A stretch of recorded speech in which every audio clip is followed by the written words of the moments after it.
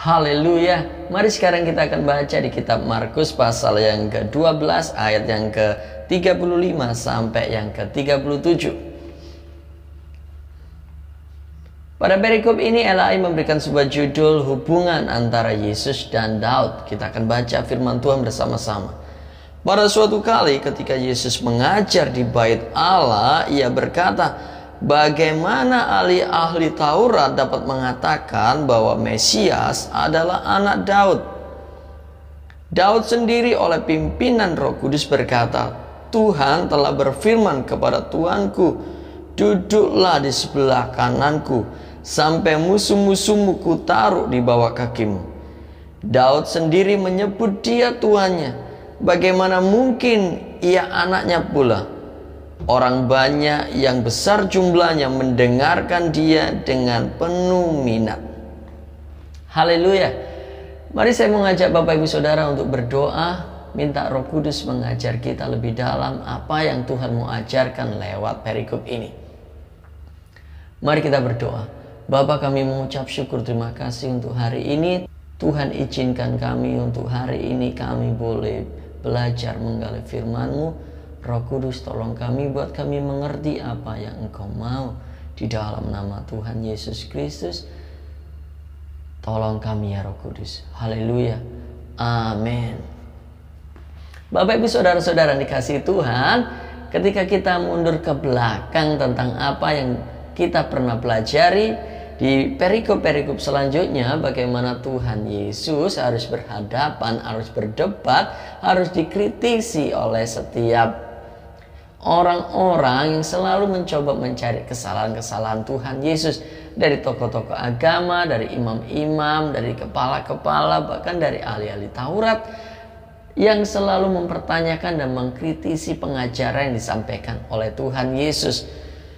Salah satu contoh, kita sudah belajar tentang pertanyaan orang Saduki tentang kebangkitan. Kita juga pernah belajar tentang bagaimana Tuhan Yesus dipertanyakan kuasanya. Dengan kuasa siapa Tuhan Yesus melakukan semuanya itu? Menyucikan bait Allah. Atas kehendak siapa Tuhan Yesus melakukan semuanya itu? Juga bagaimana Tuhan Yesus dipertanyakan kuasanya ketika Tuhan Yesus mengusir setan. Orang-orang, tokoh-tokoh agama, ahli-ahli Taurat, orang-orang Farisi, imam-imam kepala mempertanyakan tentang Tuhan Yesus. Namun hari ini dalam perikop ini Tuhan Yesus mulai mengkritisi dengan bijaksana apa yang diajarkan oleh ahli-ahli Taurat. Ini bukan serangan balik, tapi untuk menyuarakan suara kebenaran. Tuhan Yesus bertanya kepada orang-orang yang mendengarkan. Waktu Tuhan Yesus beroleh kesempatan untuk mengajar di bait Allah,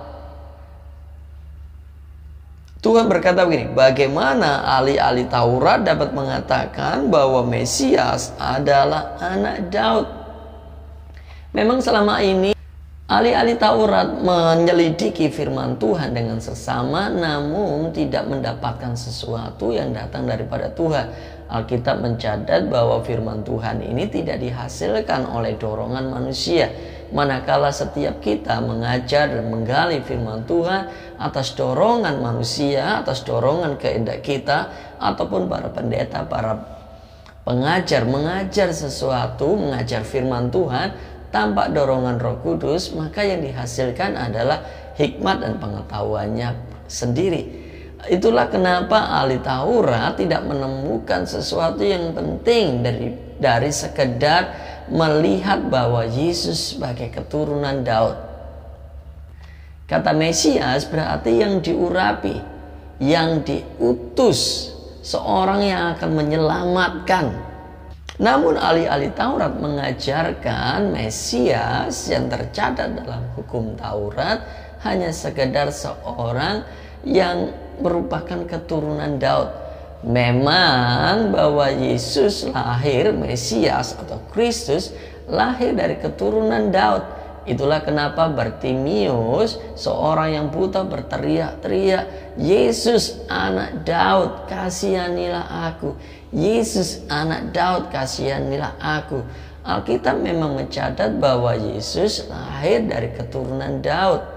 Namun lebih dari sekedar itu, bahwa Yesus adalah anak Allah, Mesias yang diurapi, bukan seorang manusia yang sampai hari ini dipertanyakan oleh orang-orang yang tidak percaya kepada Tuhan. Bagaimana mungkin seorang manusia menjadi Tuhan? Memang Yesus adalah manusia 100% karena ia dilahirkan dari keturunan Daud.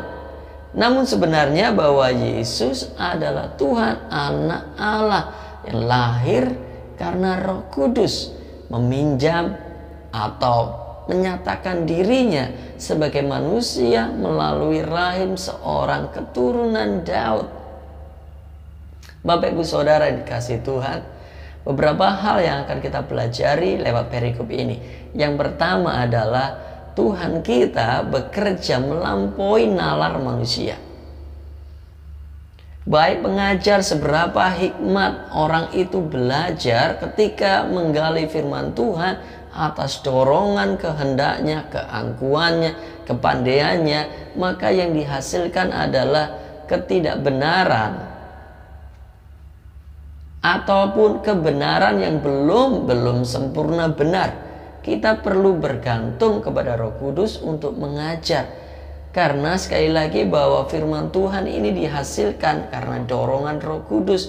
Karena itulah setiap kita, anak-anak Tuhan, haruslah bergantung kepada Roh Kudus, supaya Roh Kudus boleh menyikapkan apa yang diajarkannya.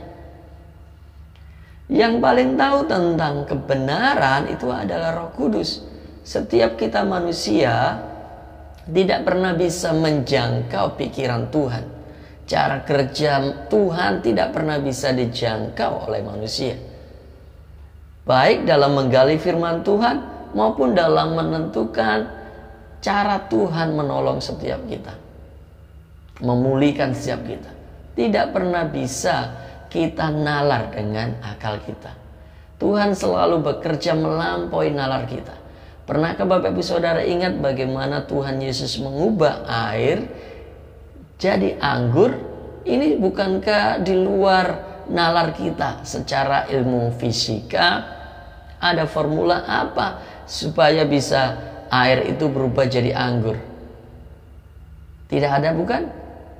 Seorang ahli fisika pun tidak pernah bisa menemukan cara mengubah air jadi anggur, ataupun memberi makan 5.000 orang, 4.000 orang dengan hanya 5 roti dan 2 ikan untuk mencukupi keperluan mereka yang 5.000 atau 4.000 orang, laki-laki saja, belum termasuk perempuan dan anak-anak. Hitung-hitungan ahli matematika pun tidak pernah bisa menemukan, karena Tuhan selalu bekerja di luar nalar. Oleh sebab itu, jika Bapak Ibu Saudara hari ini membatasi cara Tuhan bekerja atas hidup kita, maka setiap kita akan stres, setiap kita akan kebingungan apa yang Tuhan mau lakukan buat kita. Jauh lebih baik jika kita percaya, berharap, dan bergantung dalam pertolongan Roh Kudus, sebab Ia yang akan menuntun kita berjalan mengikuti maunya Tuhan. Alkitab mencatat Ia akan menunjukkan setiap hal-hal yang tersembunyi yang akan datang. Dengan bergantung kepada Tuhan, Roh Kudus akan menyingkapkan semuanya. Jika Bapak Ibu Saudara adalah seorang pengajar, pengkhotbah, seorang yang berhubungan dengan firman Tuhan untuk saudara ajarkan, beritakan, maka penting sekali untuk kita, saudara dan saya, menggali firman Tuhan atas dorongan Roh Kudus.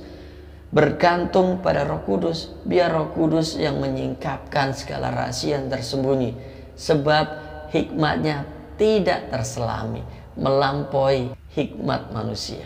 Hal yang kedua yang bisa kita pelajari dari ayat ini adalah Tuhan itu 100% manusia dan 100% Allah. Jadi dari ayat ini kita bisa lihat bahwa Dia tidak hanya seorang manusia yang dilahirkan dari keturunan Daud, namun Dia adalah Tuhan yang menyatakan dirinya melalui keturunan Daud. Ia Tuhan yang karena kasih-Nya kepada manusia rela menyatakan dirinya jadi manusia. Ia yang menciptakan semesta ini merendahkan dirinya menjadi manusia. Karena ia ingin memberikan sebuah keteladanan. Kita bersyukur hari ini kita boleh percaya kepada Yesus. Dia Tuhan, bukan hanya sekedar manusia. Dia Tuhan yang menjadi manusia. Alkitab mencatat pada mulanya adalah firman. Firman itu bersama-sama dengan Allah. Dan firman itu adalah Allah. Ahli-ahli Taurat tidak bisa menangkap bahwa Yesus adalah Tuhan, Mesias, sang penyelamat, anak Allah. Ahli-ahli Taurat mengajarkan bahwa Yesus adalah hanya manusia, keturunan Daud. Itulah kenapa hari ini banyak orang-orang yang tidak percaya Tuhan masih beranggapan bahwa bagaimana mungkin seorang manusia dijadikan Tuhan. Karena Yesus sebenarnya bukan hanya sekedar manusia, tapi ia Tuhan. Dari ayat ini kita juga bisa belajar bahwa kita ini punya Tuhan yang tidak hanya berhikmat, sanggup menyelesaikan semua perkara-perkara yang rumit, yang tidak pernah bisa dikerjakan oleh manusia. Namun Dia juga Allah yang memberikan sebuah keteladanan buat setiap kita. Ia mengerti penderitaan manusia, tidak hanya sekedar bercakap-cakap, namun Ia mengalaminya sendiri dengan menjadi manusia.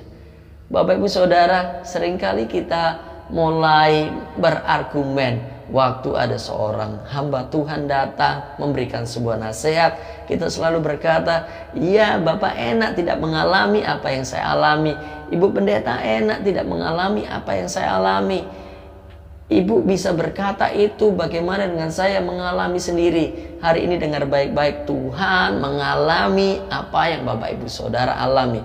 Bahkan apa yang Bapak Ibu Saudara alami tidak jauh lebih berat dari apa yang Yesus alami waktu Ia menyatakan dirinya sebagai manusia. Pernahkah Bapak Ibu Saudara mengalami disiksa, dihina, bahkan disalib, mati untuk sesuatu yang tidak dilakukannya? Tidak, bukan? Sampai mencucurkan darahnya. Tidak, bukan? Oleh karena itu percayai Tuhan. Dia tidak hanya cakap memberikan nasihat, tapi Ia juga memberikan teladan buat kita. Jika Tuhan berkata jangan khawatir, maka perkataannya itu benar. Jika Tuhan berkata engkau kuat, maka perkataannya benar. Jika firman Tuhan berkata jangan kejut dan tawar hati, maka itu sebuah kebenaran karena Ia pernah mengalaminya. Kalau Tuhan berkata kita kuat, pencobaan-pencobaan yang kita alami tidak melampaui kekuatan kita, itu benar karena Tuhan sudah mengalaminya. Yang ketiga yang kita bisa pelajari dari perikop ini adalah Tuhan tidak pernah bisa dibatasi oleh ruang dan waktu. Ia pencipta yang ada sebelum dunia ada. Namun Ia menyatakan dirinya sebagai manusia. Ia ada dan Ia akan terus ada sebab Ia Alfa dan Omega. Ia yang awal dan yang akhir. Ia Tuhan, Ia Raja, Ia Pencipta. Ia juga anak Daud. Karena Ia menyatakan dirinya sebagai anak manusia. Bapak Ibu Saudara dan saya, dimanapun Bapak Ibu Saudara berada, dalam keadaan apapun saudara hari ini, Tuhan tidak pernah bisa dibatasi oleh ruang dan waktu. Mungkin Bapak Ibu Saudara di sini bersama-sama dengan kami berdoa untuk orang-orang yang Bapak Ibu Saudara kasih di luar dari jangkauan saudara. Doa itu tidak akan pernah bisa dibatasi oleh ruang dan waktu. Sebab Tuhan mendengar, Ia bekerja menebus ruang dan waktu. Ia bisa lakukan sesuatu yang luar biasa. Jika ruang dan waktu bisa ditembusnya, apalagi apapun yang kita alami hari ini. Ia melihat, Ia ada begitu dekat dengan Bapak Ibu Saudara. Ia memutuskan untuk tinggal dalam hidup kita. Lalu apa yang perlu kita khawatirkan jika kita bersama-sama dengan Tuhan? Jika ia bisa menembus ruang dan waktu, apalagi yang perlu kita khawatirkan, bimbangkan, takutkan jika ia bersama-sama dengan kita. Saya berdoa 3 hal ini bisa memberkati Bapak Ibu Saudara. Mari kita berdoa. Bapa, kami percaya Engkau bukan sekedar manusia, nabi, guru, tapi Engkau Tuhan, Mesias, penyelamat kami. Kami bersyukur memiliki Tuhan seperti-Mu yang tidak hanya cakap untuk menyampaikan nasihat, namun Engkau memberikan sebuah keteladanan hidup bagi kami dari semua yang Tuhan ajarkan. Kami percaya pertolongan-Mu tidak pernah dibatasi oleh ruang dan waktu. Lebih-lebih hari ini kami percaya ya Bapa, bahwa Engkau berada bersama kami. Maka kami akan melihat skala yang hebat, skala yang ajaib, skala yang luar biasa Tuhan kerjakan atas hidup kami. Tidak ada yang mustahil bagi-Mu, bahkan tidak ada yang mustahil berjalan bersama Engkau sepanjang hari ini. Terima kasih ya Bapa, kami menyerahkan seluruh hidup kami dalam tangan-Mu. Di dalam nama Tuhan Yesus Kristus. Haleluya. Amin. Tuhan Yesus memberkati. Sampai jumpa besok. Bye-bye.